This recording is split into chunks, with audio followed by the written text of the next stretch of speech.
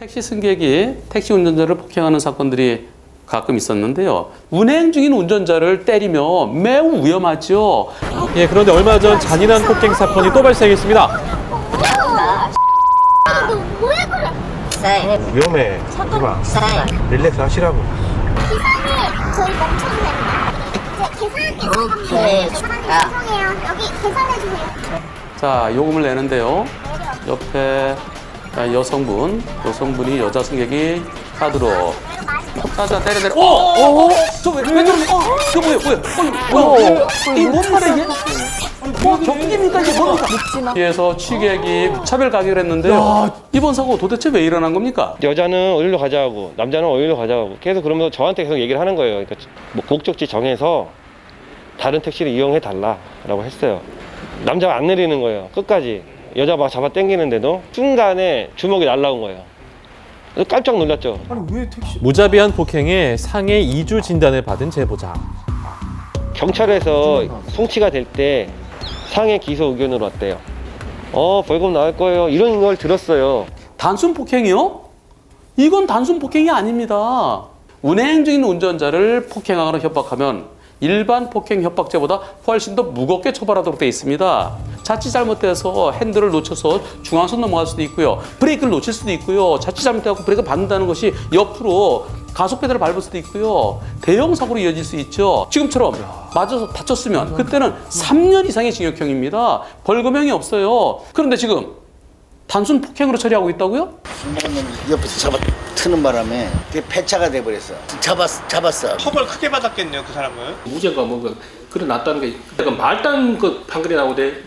그건 사실 엄하게 해야 돼. 팬들이 어떻게 될지 모르거든.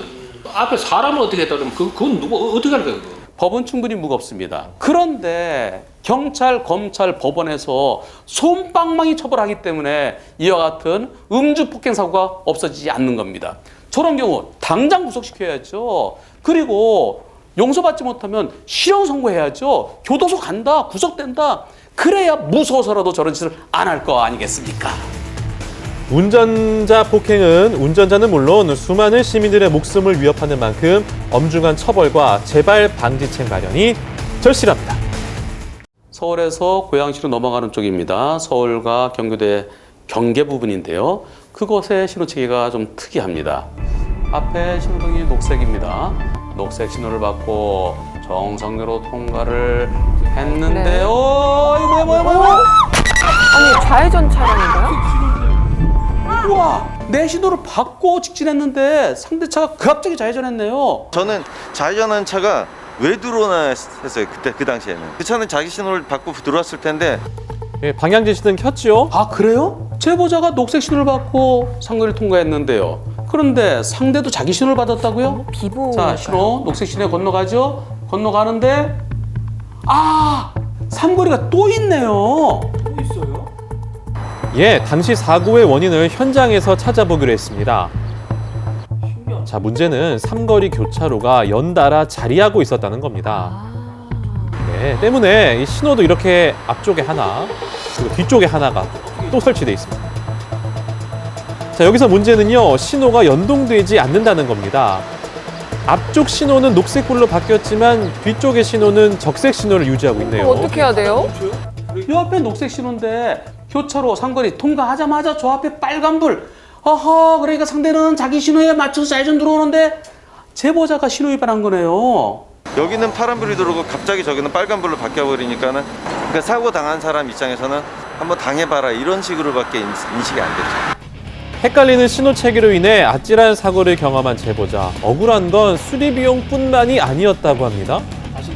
그 보험사들끼리 만나서 얘기를 해주기를 신호 위반이 됐기 때문에 백대형일 수밖에 없다. 억울하지만.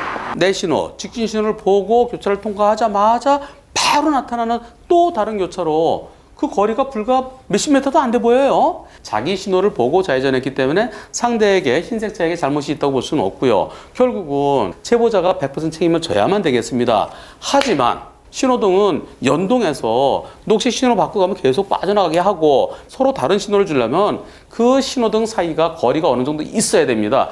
바로 이어서 저렇게 신호등 설치하면은 저건 완전히 골탕 먹는 거죠. 신호등 설치를 잘못한 도로관리청에 100% 잘못이라고 생각됩니다. 일단 제보자가 상대 차에 대해서 100% 손해배상해주고 그리고 도로관리청에 80%든 100%든 구상권 행사를 해야만 되겠습니다.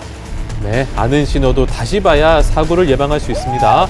특히 교차로에서는 여러 방향에서 차량이 동시에 진입할 수 있기 때문에 더 조심하는 습관 잊지 말아야겠습니다. 네. 비나 눈이 오는 날은 특히나 감속 운전이 중요합니다. 하지만 많은 운전자가 안일하게 생각하는 탓에 그만큼 사고도 빈번하게 발생하고 있습니다. 특히 미끄러운 노면으로 인해 연쇄 추돌로 이어지기도 하는데요. 그 위험성 지금부터 알아보겠습니다. 살짝 기온이 떨어지던 상황에서요. 또 고속도로 터널 지나서 내리막길인데요. 네, 저 앞에 차가 미끄러지네요. 미끄러지고 그래서 제보자도 브레이크 잡는데 저 피하면서 오른쪽 피하는데 이거 뭐가 있고 또 경찰차 지그레. 와. 제보자도 약간 제보자 차도 비틀거릴 때 중심을 잡았는데요. 뒤에서 온 차가 때리고 그 차가 때리는 바람에 밀려서 앞에 있던 경찰차까지 때린 사건입니다. 터널 통과 전에는 그냥 약한 비였는데 이제 터널을 통과하고 나니까 이제 진짜 그 완도국만한 우박비가 내렸는데 추운 날씨에 비가 우박으로 바뀌면서 더 미끄러웠던 도로 상황. 미처 사고에 대비하지 못한 차량들은 줄줄이 미끄러졌고요. 도로 위는 순식간에 쑥대밭이 됐습니다.